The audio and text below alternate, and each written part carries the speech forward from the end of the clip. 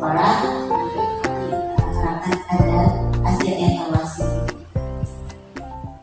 Suatu saat kamu akan tahu bahwa nilai ini tidak akan menjamin bahwa kamu akan menjadi orang yang sukses, tapi kepribadianmu dengan upayamu yang sungguh-sungguh tanpa kamu ceritakan ke orang lain bisa mengamati wabarakatuh.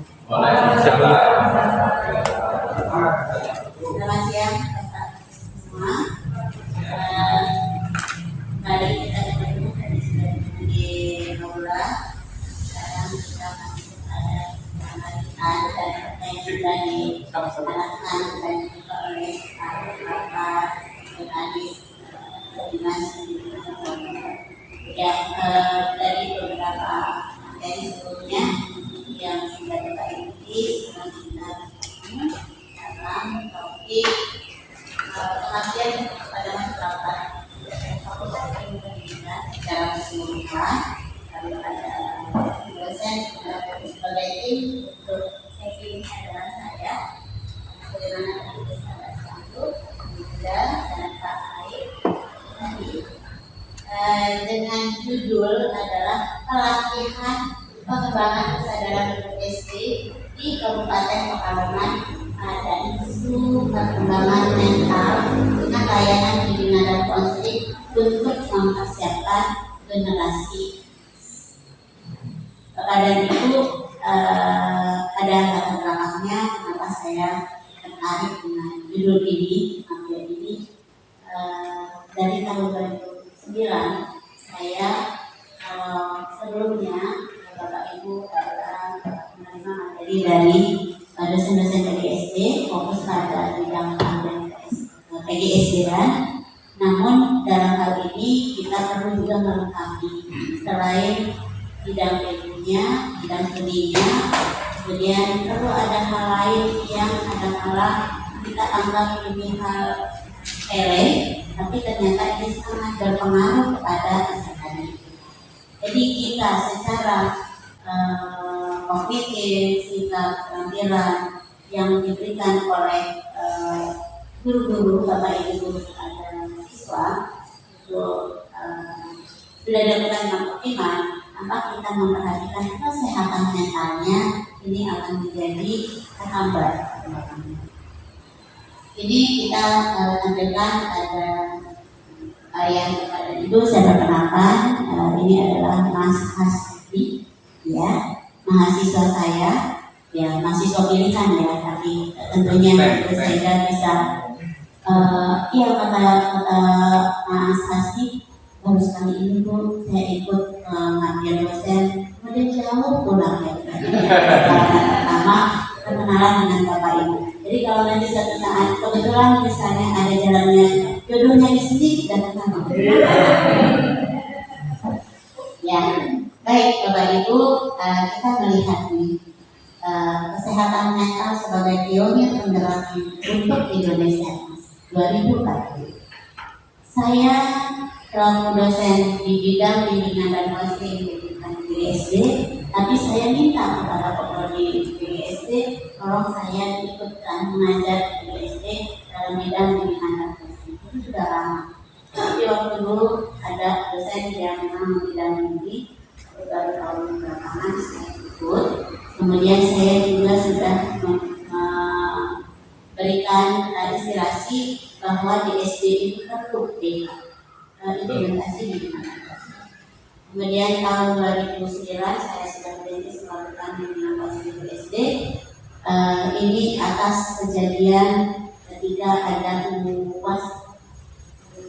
ujian akhir nasional, ujian nasional SD.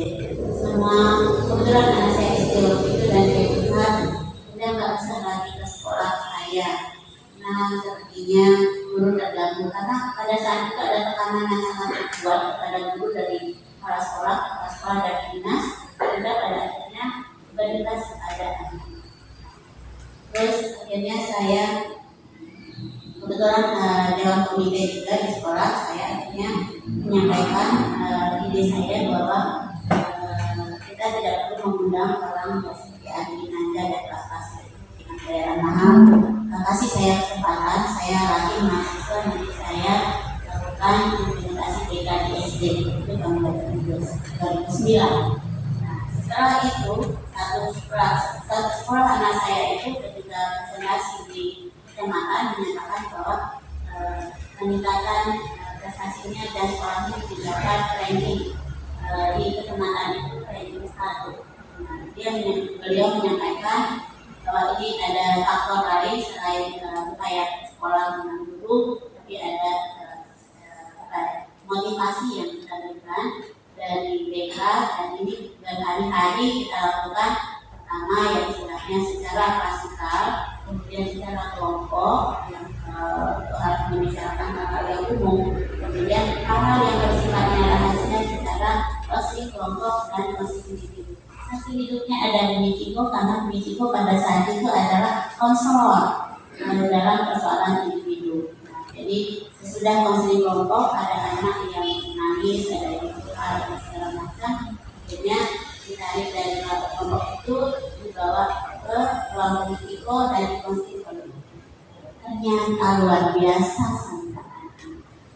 Jadi kata fasilitatornya mahasiswa saya menyatakan SD kalau dikasih kesempatan bicara bisa 2 jam dia sendiri.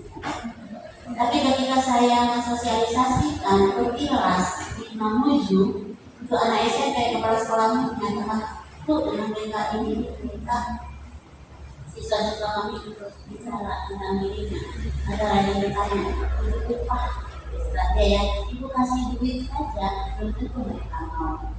Tapi dengan caranya kita bagaimana memupuk kepercayaan, kemudian kelompok itu saling support, sehingga pada akhirnya anak itu merasa nyaman menyampaikan apa yang dia rasakan.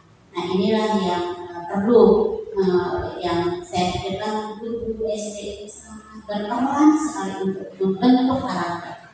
Kenapa? 6 tahun itu siswa di SD, 1 tahun dipegang oleh bapak dan ibu. Nah, ketika 1 tahun itu saya mengalami sendiri. Sampai saat ini saya masih ingat guru SD saya, tapi saya lupa dengan guru SMP saya. Dulu kelas 1 sampai 6 saya ingat. Sampai terbayang wajahnya sekarang bagaimana kita diberi rusiko untuk belajar diskusi bilang lulus ya. Terus guru saya SPG, ya jelas saya SPG ya, harusnya saya ngajar di SD. Jadi ini batin saya ternyata nyambung ya, apa yang saya lakukan ini dengan latar belakang pendidikan saya. Kalau saya tidak melanjutkan dulu, berarti saya di SD. Tapi karena saya melanjutkan di saya pilih jurusan bimbingan dan plastik, dan saya juga tidak tahu sebenarnya isinya apa. Tapi yang penting nggak jadi guru. Ya, itu yang saya pilih itu DP dan PLS, nggak ada kelasnya. Lulus di DP, waktu itu namanya. Sekarang DP. Nah, ini yang membuat saya merasakan manfaatnya dari BK itu, terutama untuk diri sendiri. Nah, kalau kita terapkan ini untuk siswa kita di SD, bagaimana kita memberikan kebanggaan ya terhadap keunikan dirinya, kemampuan dirinya, bakat dan minatnya. Jadi Bapak dan Ibu mungkin punya anak ya di SMP atau di SMA, biasa kan BK itu menangani masalah, itu tolong dihapuskan. Kita tidak menangani anak bermasalah, tapi kita mengembangkan potensi anak. Kelebihan dia apa kita kembangkan, kekurangan dia apa kita perhatikan, kita layani keunikan daripada siswa kita. Dan siapa tahu ya, siswa-siswa kita ini adalah orang yang sebetulnya potensial yang hebat, tapi lingkungan di rumahnya tidak mendukung. Nah, sekolahlah rumah kedua. Mudah-mudahan jadi rumah pertama juga ya, untuk mengembangkan karakter baik anak. Jadi ibaratnya kalau kita memupuk karakter anak di SD sama dengan mengukir di batu. Apa menurut Bapak Ibu kalau mengukir di batu? Akan bertahan lama, tidak akan hilang dengan hujan, tidak akan hilang dengan angin.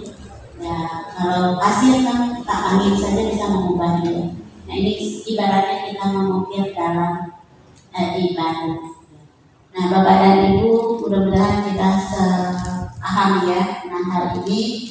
Nah, kita melihat bagaimana kita menjadi pionir penggerak untuk menjadikan siswa-siswa kita sebagai generasi emas. Saya berpikir dulu, kalau saja implementasi BK dipandukan di sekolah dasar 2045 itu adalah anak-anak yang saya menjadi sasaran saya 2009 itu sudah jadi pejabat di tahun 2045. Nah, itu kenapa saya juga punya inspirasi seperti itu? Karena pada saat itu juga di DPR, MPR itu kan pada berantem angkat kursi, ya. Nah, itu awalnya. Kalau itu nggak bisa saya jangkau, yang bisa saya jangkau adalah di bawah. Sampai ke punya toko buku, saya selalu bertanya tentang karakter. Ibu, ini tujuan ibu itu memutus satu generasi. Saya nggak tahu dampaknya seperti apa, tapi apa yang bisa saya lakukan sekarang. Sehingga lahirlah idenya pada tahun 2014 itu BOP BKSD, Pedoman Operasional Pelaksanaan BKSD. Sayangnya para pengambil kebijakan tidak mau mengangkat guru BK di SD. Intinya siapa yang harus melakukan? Ya kita dengan kesadaran Bapak dan Ibu. Tapi ketika saya melakukan pelatihan di Jakarta Barat, sekolah di Jakarta Barat, guru olahraga mengatakan, Bu, kalau begitu saya Bu yang harus jadi guru BK, karena saya ketemu semua siswa. Itu menurut guru yang paham komunikasi. Oke, lanjut. Nah, apa yang kesehatan mental? Kesehatan mental adalah keadaan kesejahteraan yang dialami oleh individu di mana mereka memiliki kemampuan untuk mengelola stres kehidupan sehari-hari, bekerja secara produktif dan berpartisipasi dalam komunikasi. Itu berarti jika seseorang mampu mengelola stres dalam kehidupannya, dia stres bisa aja karena ekonomi, dia stres karena keluarga, dia stres karena keluarga, mungkin juga stres karena kita nggak menyadari latihan tugas misalnya. Sehingga dia terhambat untuk produktif dan berpartisipasi dalam komunitasnya. Pada akhirnya dia menyendiri, pada akhirnya dia tantrum, banyak persoalan yang kita lihat di media massa. Nah, dampak kesehatan mental ini apa? Secara positif nanti akan secara emosional. Ketika dia bahagia, dia bisa menyampaikan, ekspresikan dengan apa adanya. Kemudian hubungan bekerja dengan produktivitas, hubungannya lebih baik dengan semua lingkungan, ketahanan terhadap stres, kemudian kesehatan fisiknya membaik. Biasanya kasus juga terjadi di suatu sekolah. Tiap pagi itu ada motoran di sekolah, jadi ada anak yang BAB. Ternyata pengalaman mengetahui satu anak dan diwawancarai orang tuanya mempressure anak ini supaya berprestasi. Anaknya merasa tidak sanggup, tapi guru tidak tahu hal ini. Kemudian pengembang kesehatan fisik ini juga bisa anak menjadi malas makan. Kemudian juga ya ada yang mudah terserang penyakit tertentu. Kemudian pengembangan diri. Nah, ini Bapak dan Ibu. Bapak dan Ibu lebih tahu ya, anak-anak ini kira-kira gimana ya, olahraga, dia bidang eksak ya, atau bidang sosial, atau dia bisa menampakkan dirinya sebagai leader di antara teman-teman. Itu dipupuk dari sekarang, dari usia ini. Apa yang bisa kita lakukan? Kemudian kualitas hidup yang lebih baik, pasti para anak sehat. Secara fisik dan psikologis kualitas hidupnya akan menjadi lebih baik. Kemudian negatifnya apa? Depresi, cemas, ya seperti tadi, depresi, cemas, kelahirannya perilaku yang tidak positif tadi, buang air tidak bisa dia tahan, dan dia datang memang lebih awal. Kemudian penurunan produktivitas. Yang salah kesehatan fisik, hubungan sosial yang menjadi buruk, ada alat tekanan. Jadi peristiwa bully ini Bapak dan Ibu mungkin dulu dia dibully oleh temannya di TK, dia jadi pembuli di SD. Nanti dia bisa jadi kena bully lagi di SMP. Jadi sih itu bisa terjadi. Nah, tapi kita dulu kadang-kadang malah sadar itu karena ketika anak bilangnya nggak apa-apa, nggak ada apa-apa, saya baik-baik aja. Kemudian muncul perilaku beresiko ya, seperti melampiaskan dengan aktivitas lain, kehilangan makna hidup. Ya. Apa yang saya hidup kalau dibully terus-terusan di rumah iya, di sekolah iya, di teman-teman juga.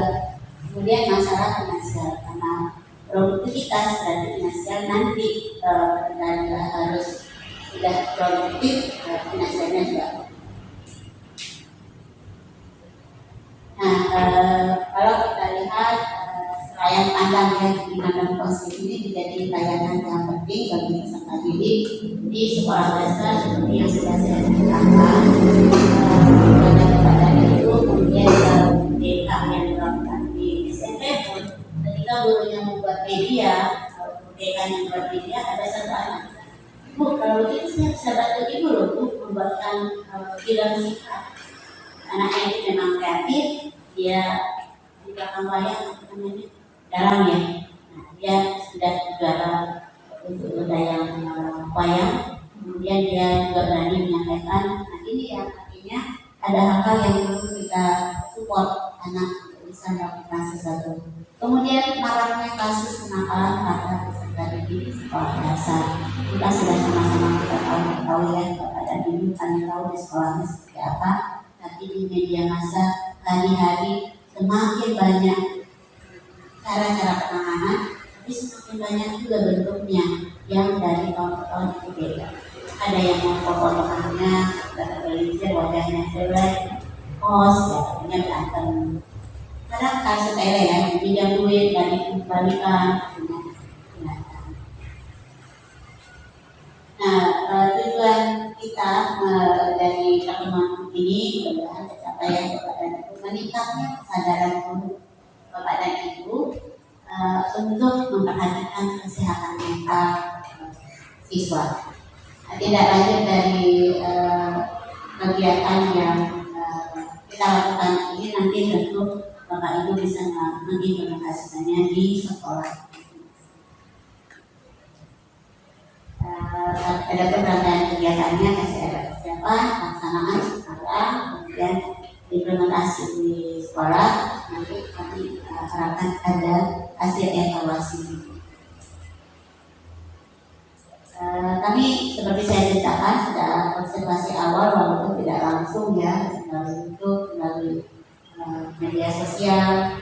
Justru kami sedang bersama kegiatan dan menyiapkan bahan-bahan yang nanti kita pelajari bersama. Oke, lanjut saja. Misalnya salah, monitoring dan nanti ada tahapannya monitoring Bapak dan Ibu. Nah, ini kita bicarakan praktisnya seperti apa untuk pada akhirnya ada evaluasi. Nah, empat pionir utama dalam layanan bimbingan dan konseling di sekolah dasar. Pertama, kita melihat dulu gejala permasalahan siswa di sekolah yang sudah mengkhawatirkan. Nah, ini menjadi indikator pertama. Kemudian perlunya layanan yang sistematis dan berkesinambungan. Mungkin Bapak dan Ibu sudah melakukan layanan ini, tapi endingnya barangkali jika dilakukan secara sistematis itu akan berbeda. Kemudian pengembangan kesadaran bersama agar terhindar dari resistensi. Jadi terhindar dari akibat-akibat permasalahan yang tidak diselesaikan. Perlu adanya kolaborasi dari semuanya. Tuntasnya masalah hal-hal yang ingin kita kembangkan, hal-hal yang ingin kita selesaikan itu tidak bisa selesai oleh kita sendiri. Perlu berkolaborasi apalagi teman-teman sejawat ahli yang lebih berpengalaman, kemudian kepala sekolah dan orang tua serta pihak. Nah ini kasus-kasus yang kepada Ibu sudah tahu, tadi ada mengikuti beritanya, mudah-mudahan ini juga menjadi kesadaran kita bahwa ternyata di lingkungan anak SD bisa terjadi masalah yang mengakibatkan fatal. Dan ini sudah banyak terjadi. Nah, program yang sistematis itu di BK seperti apa? Ada namanya layanan dasar. Layanan dasar ini menyentuh semua ya, ada 4 komponen ya, layanan dasar, layanan kombinator dan layanan individual, layanan responsif, dan layanan. Apa yang dimaksud dengan layanan dasar? Ini adalah layanan yang mengenai semua siswa. Jadi semua siswa di kelas itu mendapatkan layanan. Itu namanya ada layanan bimbingan bersifat perbaikan informasi, pemahaman, kemudian pembekalan bentuk pribadi yang baik, kemudian bimbingan kelas. Ini bisa terjadi gabungan dari beberapa kelas, kemudian bimbingan kelompok, semua anak dibagi kelas 3 kelompok, namun satu kelompok diberikan aktivitas bisa berbeda, bisa sama, mereka saling menyampaikan hasil. Kemudian pengembangan media, bimbingan dan konseling, kemudian bimbingan seperti yang ditulis di sekolah. Biasanya saya datang dari awal, saya bangga menjadi disiplin, saya bertanggung jawab. Nah, ini contohnya apa bimbingan dan itu di sekolah.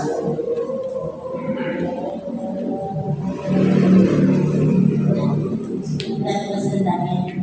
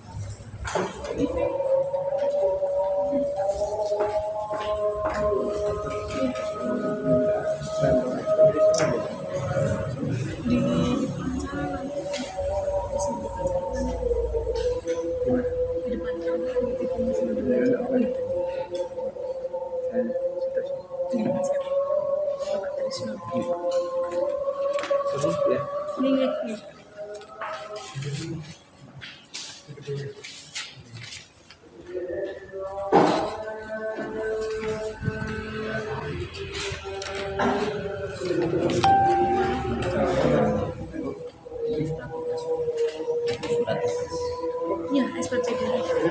Belum tadi. Nama itu nggak bisa ya.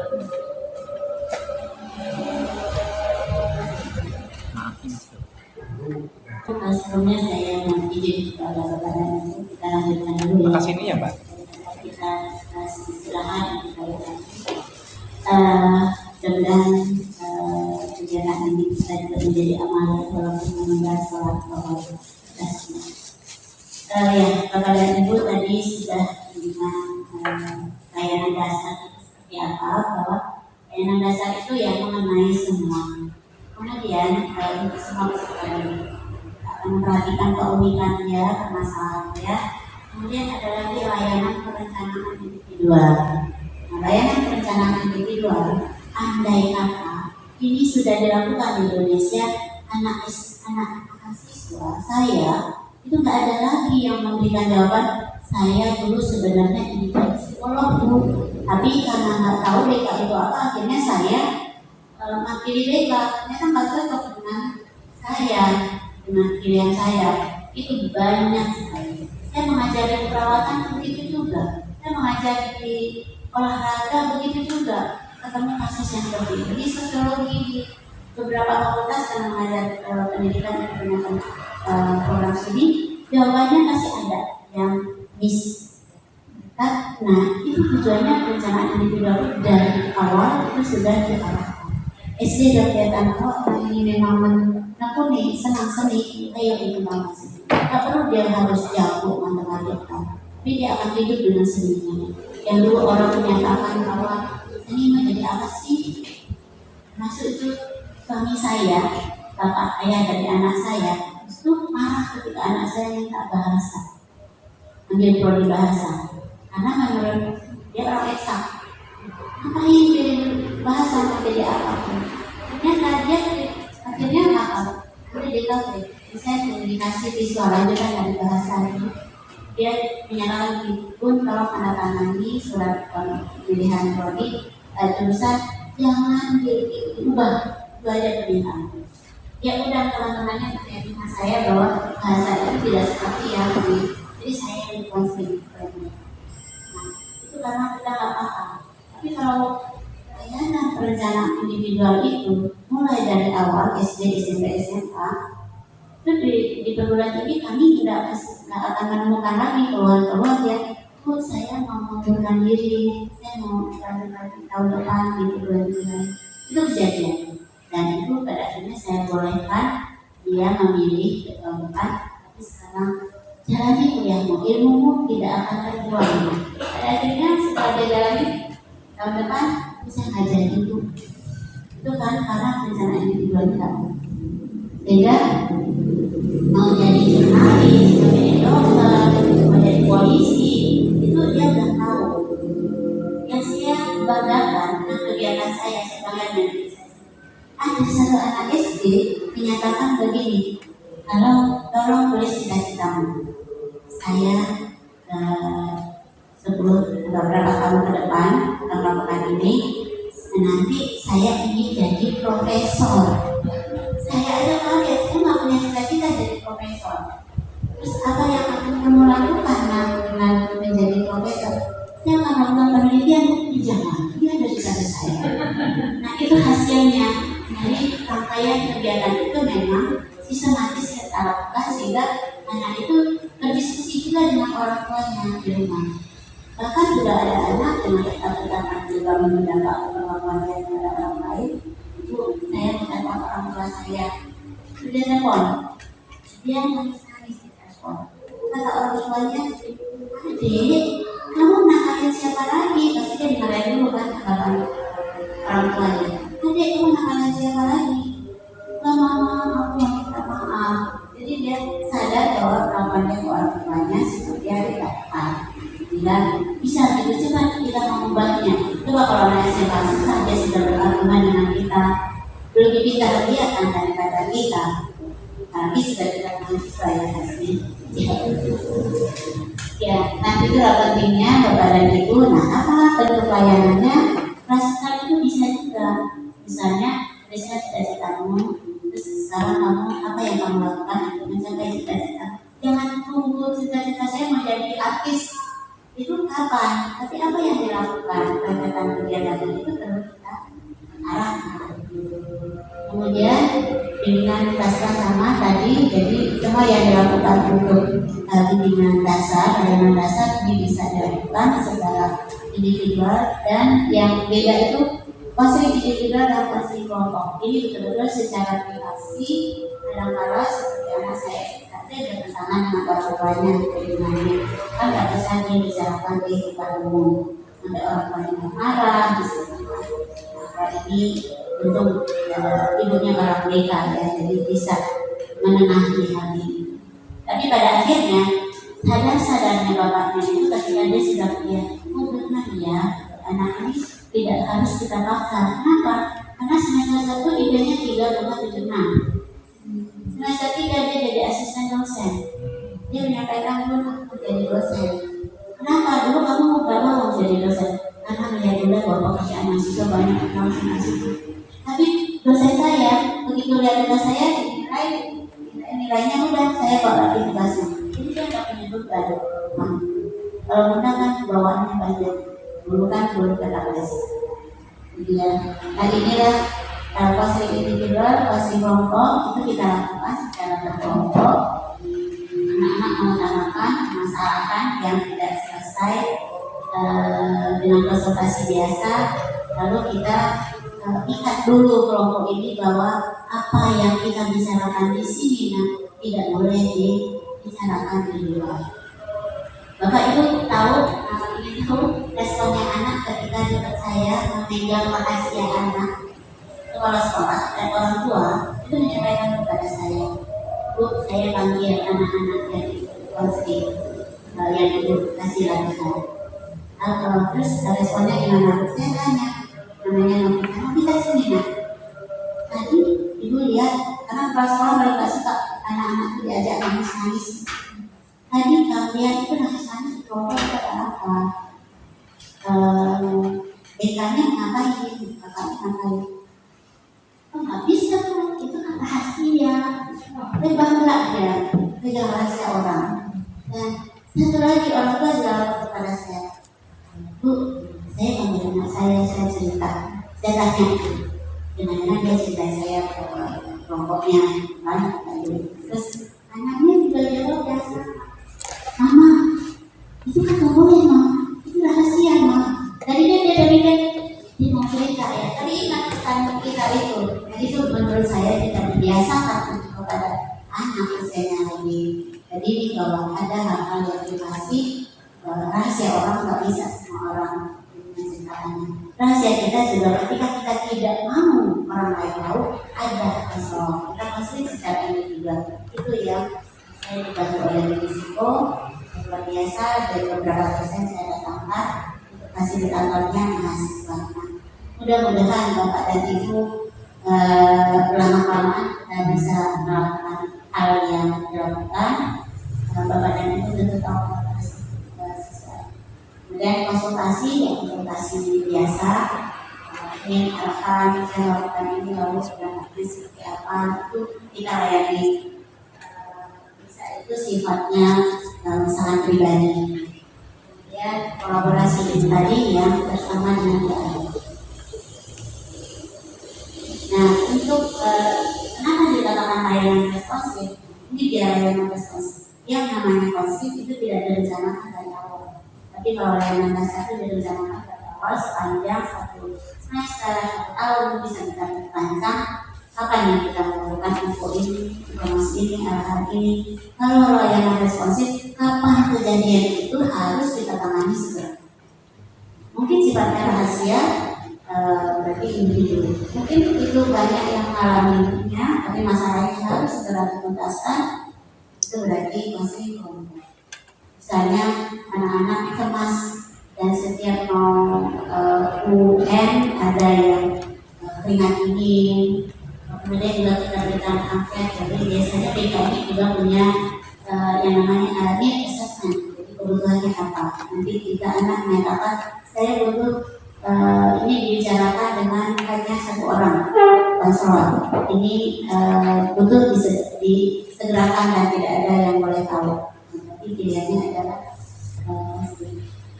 ini layanan responsif itu juga bisa saja kita lakukan seperti ini. Ada kompresi kasus melibatkan banyak orang. Kalau kita bahas kasus anaknya tidak diikutkan. Kalau anaknya diikutkan sama dengan melakukan memeja hijaukan mengadili anak. Jadi anaknya tidak diikutkan, tapi tujuan kita membantu penyelesaian masalah. Kemudian di rumah-rumah, kalau itu mungkin melakukan kami rumahnya dengan tujuan mencari info-info yang lebih real. Kemudian aliran kasus. Jika kasus ini misalnya anak betul-betul tidak bisa menangkap pelajaran, sudah orang tuanya juga tidak terima ketika anaknya dinyatakan bahwa nilainya seperti ini, lalu kita bisa alihkan kepada psikolog atau kepada orang yang kalau misalnya kasus narkoba itu juga ada kalanya baru kita alihkan kalau itu memang kesepakatan dengan sekolah dan hal-hal yang berhubungan dengan pihak hukum kita tak bisa menangani. Hal-hal yang berhubungan dengan penyakit jiwa itu kita tak bisa menangani. Kemudian advokasi, ini biasanya advokasi adalah kita melakukan mengadvokasi jika anak ini dituduh melakukan sesuatu, pada kita tahu bahwa anak ini sebenarnya tidak melakukan itu, kita melakukan advokasi. Kemudian konseling elektronik, nah ini kita bisa saja telepon, bisa saja pakai WA, itu tetap konseling dinamakan, tapi dengan media. Kemudian kotak masalah, ini jika ada masalah tertentu ada kotak masalah. Ini dikunci, tidak ada yang bisa mengintip, lalu diberikan surat laporan oleh siswa. Nah, kita verifikasi masalahnya apa, baik kita tekan juga pelayanan bapak ini juga.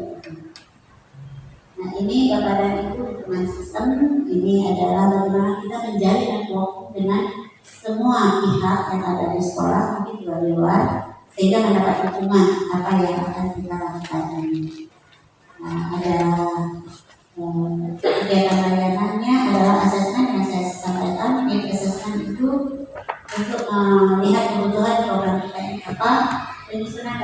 laporan layanan, evaluasi pembinaan, evaluasi administrasi dan pelatihan kemampuan profesional. Nah, sebenarnya yang paling bawah itu Bapak Ibu melakukan ya pelatihan kompetensi tambahan ya selain sebagai guru SD juga sebagai guru BK. Nah, dari beberapa interaksi banyak program yang itu saya bertanya kepada Bapak dan Ibu dari beberapa kegiatan itu kira-kira yang sudah ada umumnya Bapak Ibu lakukan yang namanya ada dana dasar tadi mengenai semua anak, kemudian ada layanan responsif, pendanaan individual, bagaimana Bapak mengenali bakat minat anak-anak lalu Bapak arahkan dia ke ekskul ini, kemudian dukungan sistem. Apakah semuanya sudah Bapak Ibu lakukan? Ya, ada yang sudah ya. Ini maksud saya, sebenarnya Bapak dan Ibu sudah melakukan, cuma belum kita ranking sebagai sesuatu yang sistematis. Bapak dan Ibu pada umumnya melakukan keempatnya itu yang dasar responsif, dukungan sistem. Kemudian nanti itu ada ya kendalanya dan kadang-kadang ada penolakan dari pihak tertentu. Mungkin orang tua tidak suka namanya di dalam, orang tua nggak suka dipanggil, misalnya kan dipanggil orang tuanya datang kakaknya, yang datang mungkin pelanggan gojeknya, itu ya lanjut.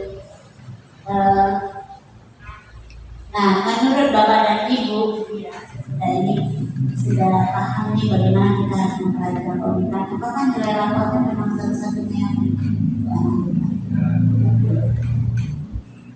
ya, tidak ya. Tapi itu perlu disampaikan kepada anak-anak dan kepada orang tua. Saya baru saja dikomplain oleh mahasiswa temannya Kasih, Kasih nggak tahu orangnya siapa. Ibu, kok nilai saya seperti ini? Terus saya jawab, memangnya nilai kamu berapa? Ya Bu, orang pasti nilai saya sudah ini. Nah, ini poinnya yang kamu tidak ada, ini yang tak ada, ini yang tak ada. Saya itu belum pernah dengar ya bahwa ada anak yang menyatakan di prodi saya, Bu, itu nilai itu benar nggak nilai saya? Karena di prodi lain saya temukan, sampai saya panggil di sana. Kenapa nilai Nuna di prodi susu? Saya sampai manggil anak itu, saya ingin belajar ke orang tuanya. Bagaimana nih orang tua bisa memberikan kesadaran seperti ini kepada anak? Dia dapat nilai A. Dia komplain kepada saya, Bu, apakah itu benar nilai saya? Saya sampaikan, memang nilai kamu apa? Dia menurut saya bukan nilai saya. Bu, waktu UAS kita boleh open buka. Tapi nggak boleh, nah yang boleh itu ada UTS. Nah itu dia Bu, saya lakukan. Saya melakukan gitu kan. Yaudah saya tanya, kamu datang ke saya ya. Saya datangi, saya tanya dia, kenapa nak kamu punya karakter yang baik? Terus dia bilang, alumni saya Bu, jadi saya ingin tahu juga orang tuanya ya. Alumni yang datang ke sekolah yang menyatakan nilai rapor, nilai itu bukan satu-satunya yang mengatakan kita kepada kesuksesan. Itu yang saya pegang Bu. Jadi saya menyampaikan itu kepada anak murid saya. Lalu dan mahasiswa semester ini baru semester 2020 ya asli, dia menyatakan ya saya berberikan dari mahasiswa saya prodi BK yang seperti ini. Tapi yang konkret seperti ini. Tapi kenyataannya seperti ini ya. Tapi kamu harus tahu bahwa percayalah, yakinlah, jika ini belum nilai kamu, tingkatkan di semester depan. Kemudian jika ini memang kamu belum optimal mengerjakannya, optimal di yang lain, suatu saat kamu akan tahu bahwa nilai ini tidak akan menjamin bahwa kamu akan menjadi orang yang sukses. Tapi kepribadianmu dengan upayamu yang sungguh-sungguh tanpa kamu ceritakan ke orang lain bisa mengamati. Dan kamu akan ditarik, diambil di posisi tertentu, di jabatan tertentu, ini dengan doa. Dia action itu kata-kata saya, padahal saya sakit-sakitan gitu ya. Saya sambil tiduran, benar itu. Ini saya sambil tiduran, tapi agak panjang. Terus datanglah seseorang mahasiswa lain yang dia mengambil program master katakan, Bu, saya sudah sering WA dengan Ibu, tapi setelah hari ini saya ingin sekali ketemu dengan Ibu karena caption dari teman saya, namanya si A. Kenapa? Karena dia mengatakan saya dapat motivator yang hebat. Saya nggak merasa saya memberikan motivator, hanya memberikan pengertian. Ternyata itu sangat berarti bagi mahasiswa, apalagi kita yang masih dalam perkembangan dan perkembangan. Jadi betul-betul harus kita perhatikan. Kalau saya marah-marah, ya udah terima aja kenyataan, bla bla bla bla, kan boleh saja. Kenyataannya seperti ini, tapi saya berikan wejangan bahwa kita bisa menerima. Saya contohkan juga bahwa saya bahwa nilai bahasa Inggris saya itu D. Saya satu mata kuliah D, satu mata kuliah C. Kenapa mata kuliah D ini saya bawa sampai sekarang? Ketika kita ujian kelas umum semua prodi, lalu berikan contekan, yang berikan contekan saya sama ada 4 teman lainnya, beredar semua jawabannya sama, dibuatlah nilainya D. Saya pulang kampung, kan di kota Padang ya, saya di Padang, saya pulang kampung ya. Orang-orang pulangan saya enggak, jadi nilai saya asli. Dan teman-teman ada di bekas itu. Ya, saya juga begitu, saya keluarnya di laporan segini, saya laporkan apa adanya, hambatan tidak sesuai dengan harapan, tapi teman saya menyampaikan yang berbeda. Dia tidak nilai B, saya C. Sama aja. Akhirnya bukan nilai yang membawa kita pada keberhasilan, tapi bagaimana kita menunjukkan kinerja. Nah, Bapak dan Ibu selama ini apakah berpikir bahwa mental anak SD penting? Penting ya, Pak. Sepakat. Jadi sebenarnya kalau sudah penting, mungkin sekarang kita mengubah mindset juga, karena mau sekali kita perhatikan keunikan anak. Lalu kita bangun kebanggaan dia dengan diri dia, kita juga membanggakan dia. Jangan kita hanya ketika dia sekarang kita komentari, ketika dia sudah berubah, nah itu kan biasa. Buang sampah pada tempatnya di mana juga begitu. Makasih anak. Kita perlu sedikit saja yang kita lakukan itu akan terkesan oleh sistem. Nah, kadang-kadang kita ucapkan terima kasih, penghargaan, itu membuat mentalnya jadi sehat. Saya pun di S2 dulu ketika saya melakukan tugas kepada dosen saya ke rumahnya, beliau tidak ada. Begitu saya mau presentasi, ditolak. Karena saya nggak kecewanya. Sementara teman saya yang pagi itu menyerahkan bisa. Tapi saya bilang saya menjauh, sudah S2 loh, sudah dosen, jauh dari dosen. Nah, ternyata dari kecewa saya tidak mengambil judul tesis sesuai dengan bidang beliau. Itu saya baca. Jadi saya jadi nasihat mental. Takut kan? Akhirnya beliau satu saat mungkin paham perubahan saya. Ih, model bajunya bagus ya. Tumben, katanya ibu tuh gak akan pernah muji orang selama ini. Saya banggakan dengan diri saya bangga lagi. Nah itu orang dewasa pun butuh pujian, butuh penghargaan. Ya, Bapak Ibu. Jadi kita mulai dari cara berpikir kita, lanjut pasti. Nah ini aspek emosi ya Bapak dan Ibu, menunjukkan emosi yang umum. Kan anak SD bisa minta duit, kalau ini dia bisa dengan ibunya, menerima kritikan dan saran, membantu memecahkan perselisihan, mengekspresikan perasaannya apa adanya. Jadi tidak dibuat-buat, padahal dia takut, tapi dia ketawa dan ketawa ya ekspresi itu aneh. Atau dia bahagia, dia takut menunjukkan kebahagiaan itu. Teman-temannya takut dibilang GR, dibilang sok-sokan. Nah ini kita bisa mengkondisikan seperti itu. Terbiasa menunjukkan kedisiplinan, membuang sampah pada tempatnya dan mentaati peraturan. Ini hal yang kita kondisikan. Penelitian saya Bapak dan Ibu, ada moral knowing, ada moral feeling, ada moral acting untuk siswa SD. Moral knowing pengetahuannya tentang hal baik dan buruk. moral feeling, oke ini nanti harus melakukan hal yang baik dan hal yang buruk. Yang tinggi apa? Menurut Bapak Ibu yang tidak dulu istilah saya bilang, menurut Bapak ada yang tinggi yang mana?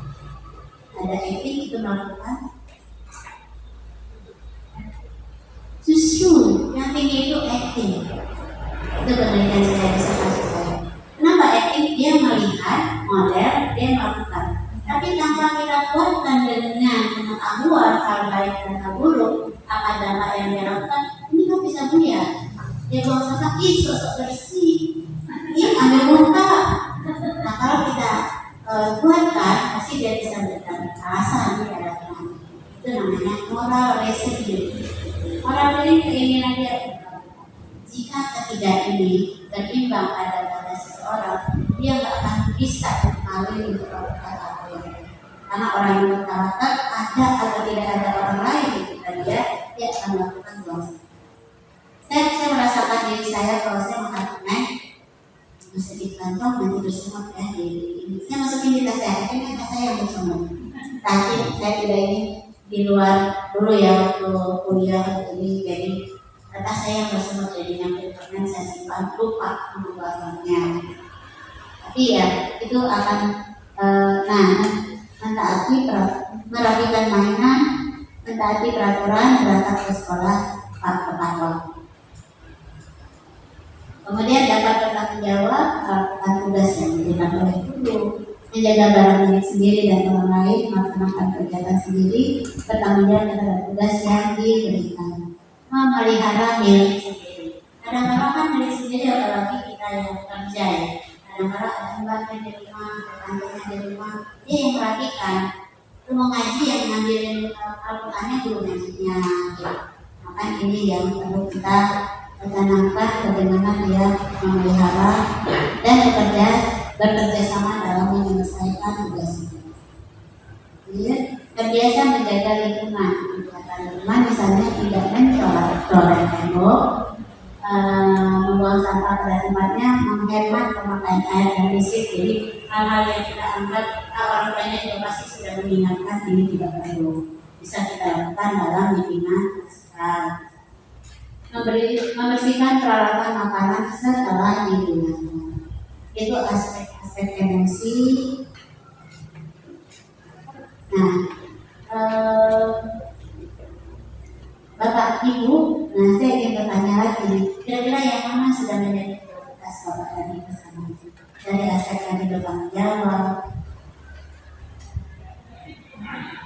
terbiasa menjaga lingkungan, mentaati peraturan, yang mana yang sudah Bapak Ibu lakukan? Semuanya Ibu, alhamdulillah. Tepuk tangan dulu untuk Ibu. Saya senang Bapak, gimana Pak? Ada yang belum, ada yang lebih dari ini misalnya. Iya kan saya kebakaran yang serba tahu Bapak Ibu. Biar saya juga bisa belajar dari Bapak dan Ibu. Oke, ada nggak kesulitan Bapak dan Ibu dalam menanamkan empat aspek tadi? Tanggung jawab, disiplin. Ada apa Bu? Ini biasanya guru kita mencontohkan, tapi ada beberapa guru yang tidak bisa mencontohkan. Jadi istilahnya nanti gurunya menunjukkan perilaku yang tidak sesuai dengan yang kita tanamkan. Ada beberapa yang tidak sesuai dengan. Nah, ini sebetulnya Bapak dan Ibu, hambatan itu bisa datang dari luar, tapi yang kita kuatkan anaknya. Kita kan nggak mungkin menegur teman kita.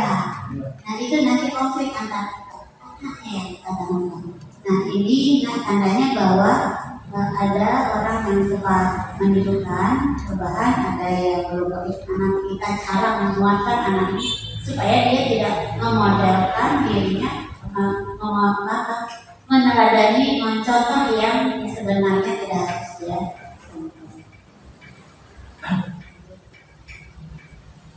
Nah, kepada itu kita ada video nanti. Oke, ini Bapak dan Ibu gara-gara ya ada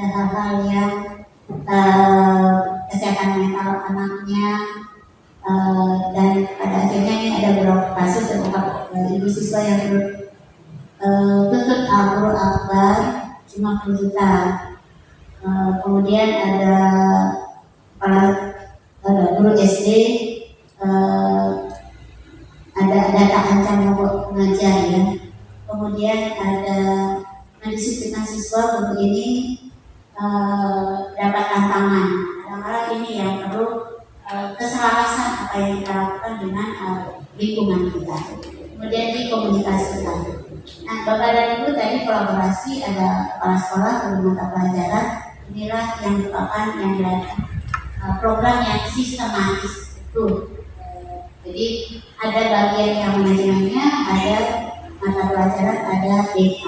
Jadi dalam diri Bapak dan Ibu dua-duanya itu menjadi satu, guru mata pelajaran, guru kelas, dan guru BK. Tujuannya apa? Untuk perkembangan kesehatan ibu kan keluarga yang bermasalah.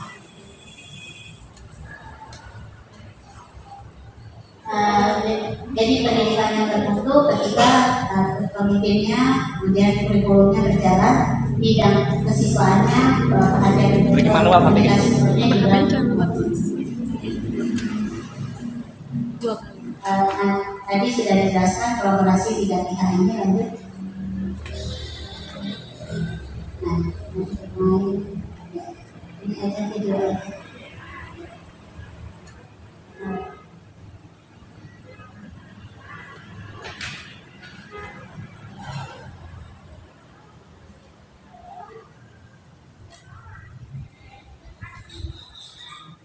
Pemirsa, aksi perundungan di lingkungan sekolah kembali menghebohkan jagat maya. Dalam video yang viral di media sosial, seorang siswa SD di Indramayu dianiaya dan dipanjami oleh teman sekolah.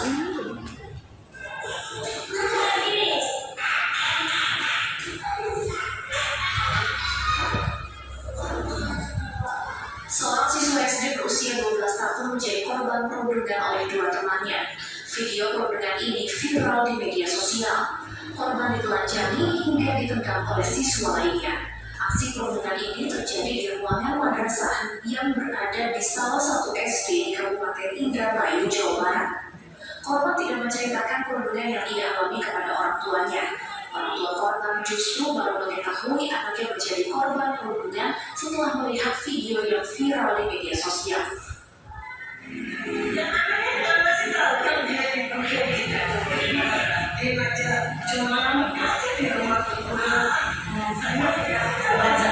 Kita tidak saja ya. Ini gambaran bahwa masalah di SD itu bukan hal yang sepele, ternyata serius gitu ya. Tapi kadang-kadang kita nggak tahu, kita tidak tahu kapan kejadiannya, kadang-kadang sudah berlalu. Nah, ini yang perlu kita lihat, sedikit ada perubahan pada siswa, kita harus menghampiri dia, mendekati sehingga dia tidak takut untuk bicara.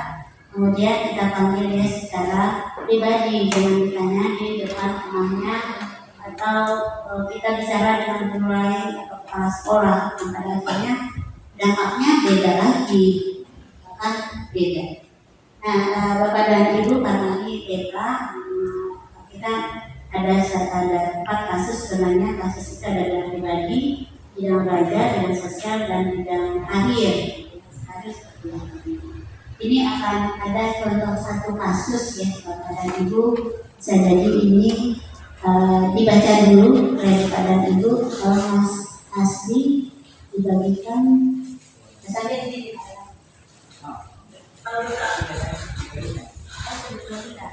ayo silakan. Mas Asli bisa memimpinnya. Jadi dari caranya juga ya kepada perencanaan individual. Saya bilang nanti kalau sudah selesai S2 namanya. Baik, bismillahirrahmanirrahim. Assalamualaikum warahmatullahi wabarakatuh. Selamat siang Bapak Ibu Guru. Perkenalkan, nama saya Abdullah Nasri, mahasiswa dari Ibu Gerda, mahasiswa BK di Konseling di Universitas Negeri Jakarta. Baik Ibu, di sini ada video dari saudara kita, saudara di sekolah dasar, tempatnya mulai dekat di Indramayu. Kebetulan ada sampai sedikit, saya dari Brebes lumayan dekat, kita masih sama plat nomor G. Ya. Nah, menurut Bapak dan Ibu, coba dibayangkan kalau misalnya berita ini terjadi di sekolah dasar ini. Sekolah dasar di masing-masing ibu guru, ibu dan bapak guru, kira-kira bapak dan ibu guru akan melakukan apa? Boleh silakan, saya minta tunjuk tangan bagi yang mau berkomentar.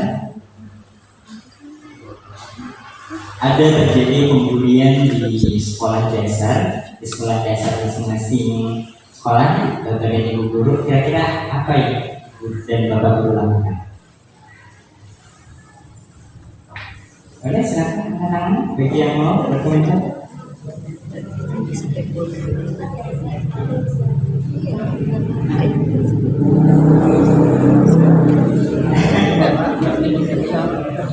Bagaimana Bapak Ibu guru? Lewatkan saja. Oh baik. Karena tadi sudah dibagikan kertasnya ya, Bapak dan Ibu guru, Bapak bisa dilihat di masing-masing kertasnya itu ada salah satu kasus pembulian. Di sini kami meminta ya Bapak dan Ibu guru untuk membaca kasus tersebut dan mengisinya. Mengisi di situ ada isiannya. Silakan nanti dikumpulkan ya di sini. Nah, coba dibaca dulu Bapak dan Ibu guru. Sudah dapat kertasnya kan ya? Ada yang belum? Ini mas. Nah, saya tanya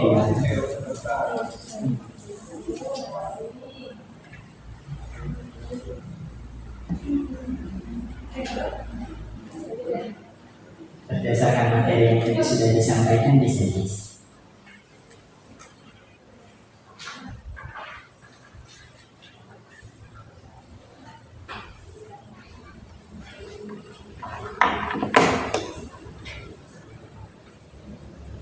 Mana Bu, kira-kira yang mau disampaikan soal pembulian itu? Sambil menulis ya Bapak dan Ibu.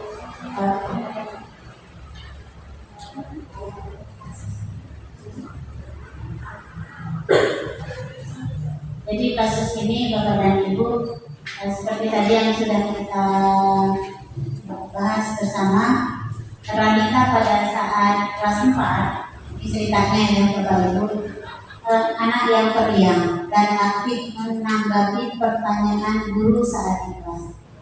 Saat ini ia di kelas 5, Ranita terlihat berbeda, sering murung dan sangat jarang berpartisipasi di kelas. Suatu hari wali kelasnya merasa perlu mengambil tindakan. Guru pergi ke ruang kepala sekolah dan menceritakan hal tersebut kepada kepala sekolah. Lalu guru tersebut diberikan tugas oleh kepala sekolah mengatasi masalah Ranita ini secara tuntas. Kemudian guru tersebut memanggil Ranita ke ruang guru dan bertanya beberapa hal pada Ranita. Ranita diam saja dan bilang tidak ada apa-apa. Hal ini dianggap selesai oleh gurunya karena dianggap tidak ada masalah. Namun 1 bulan berlalu, Ranita kini makin sering sendiri dan menjadi lebih pendiam dari sebelumnya. Nah, berarti ada indikasi tidak tuntas masalahnya. Nah, tahap 2, setelah dilakukan penelusuran oleh guru kelas dan diketahui bahwa ternyata Ranita ini dibully oleh temannya. Temannya sebagai anak yang mencari perhatian pada guru. Dibully karena dikatakan oleh dia dianggap oleh temannya dia adalah anak yang suka mencari perhatian pada guru. Dan bahkan dia diolok-olok dengan nama orang tuanya karena dia sering dipanggil oleh guru dan pernah berbicara dengan guru. Anak lain punya prasangka bahwa dia menceritakan orang lain kepada guru. Nah, satu waktu bahkan ia pernah dipukul perutnya. Atas kejadian itu orang tuanya tidak terima dan ingin melaporkan kasus ini kepada polisi. Nah, sebagai guru yang kita ingin membuat semua sejahtera secara psikologis, tentu ada hal-hal yang perlu dapat kita lakukan. Nah, di hadapan Bapak dan Ibu ada kertas kerja yang bisa Bapak Ibu isi terkait dengan kasus ini.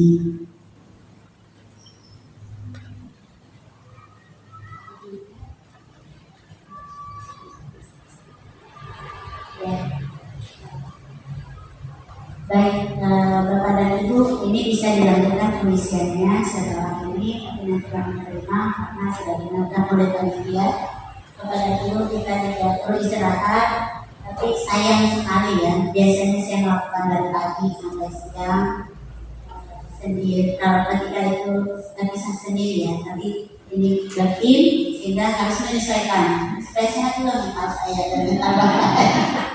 Jangan sampai kita secara mental kita pernah sendiri kurang sehat. Jadi kepada Ibu mohon diisi. Kemudian ada 3 kasus lanjutan. Nanti Bapak dan Ibu di sini tolong diisi nomor HP-nya. Kita akan lanjutkan diskusi melalui Zoom, sehingga sesudah itu insya Allah ada sertifikat ya untuk Bapak dan Ibu. Sehingga sertifikat itu selain pemanfaatannya ada, secara administratif juga ada. Terima kasih kepada Ibu karena waktu saya sedih berpisah dengan Bapak. Sebenarnya masih ingin ya melanjutkan diskusi, tapi nanti di Zoom kita lanjutkan. Mohon berkenan memberikan nomor HP sehingga kita bisa buat grup.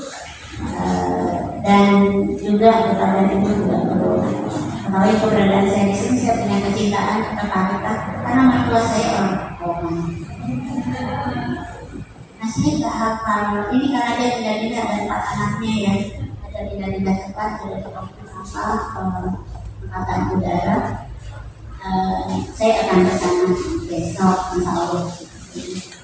Tapi belum sering ke sini. Bisa satu alasannya pilih di sini itu juga ada tidak lain, termasuk karena PSDN. Baik, mohon maaf Bapak dan Ibu jika hal ini menyita waktu Bapak dan Ibu sedang belum puas. Mudah-mudahan Bapak tidak puas ya. Sekali lagi terima kasih. Sampai jumpa kembali di di ruang yang berbeda. Assalamualaikum warahmatullahi wabarakatuh.